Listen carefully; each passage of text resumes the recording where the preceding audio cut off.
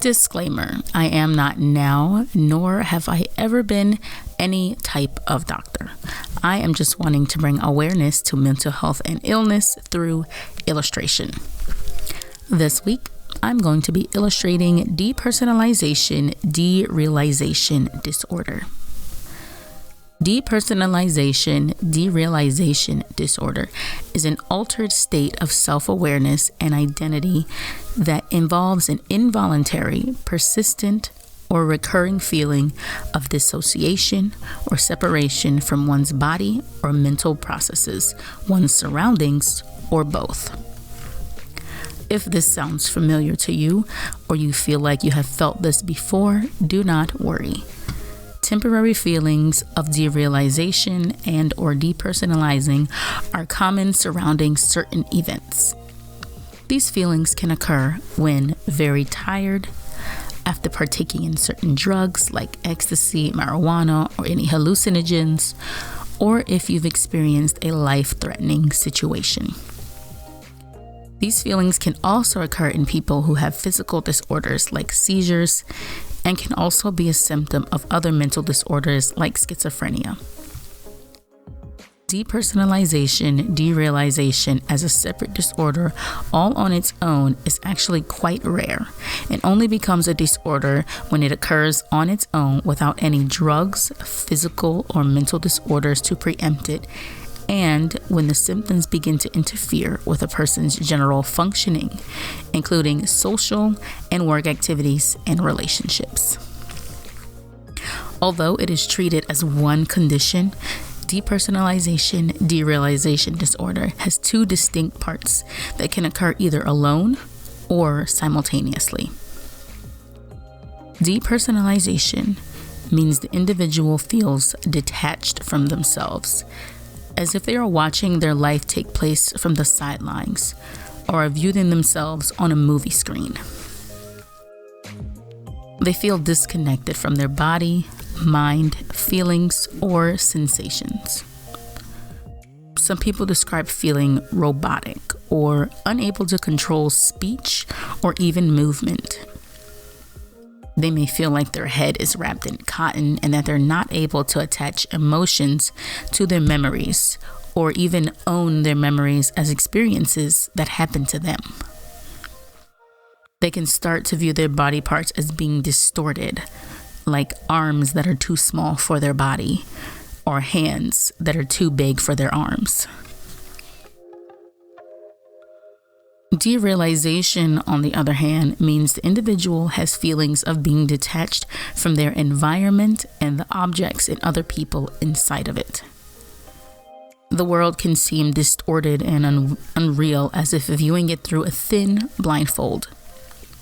They may feel as if there is a glass wall separating them from the people that they care about. Derealization can also result in a distorted worldview. Objects might look like the wrong size or color. Things that happened recently might seem like they happened very long ago. Sounds can appear to be louder or quieter than they should be. And time might seem like it's speeding up or slowing down. People with depersonalization derealization disorder usually start showing signs in childhood. Adults over the age of 40 rarely start to develop symptoms, and only 5% occur in adults over the age of 25. Both men and women equally experience this disorder. Episodes of depersonalization or derealization can last for hours or days at a time and recur for weeks, months, or even years.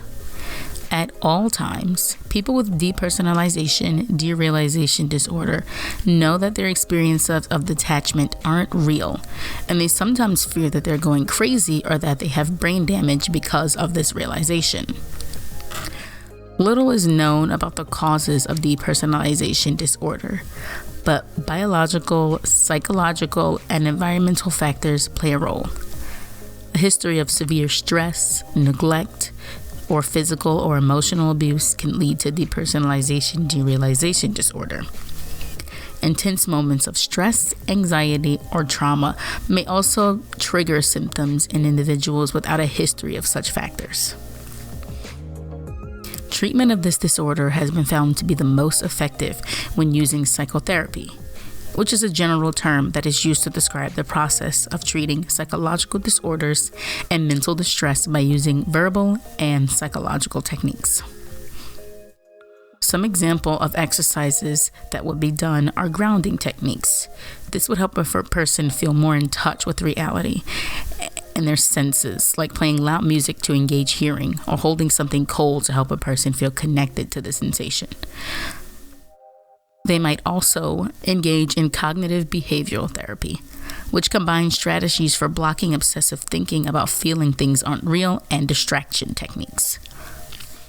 There are no medications that can be prescribed to help someone specifically for depersonalization, derealization disorder, although doctors will sometimes prescribe antidepressants and anti-anxiety medication to help with the symptoms, although this will not treat the disorder itself.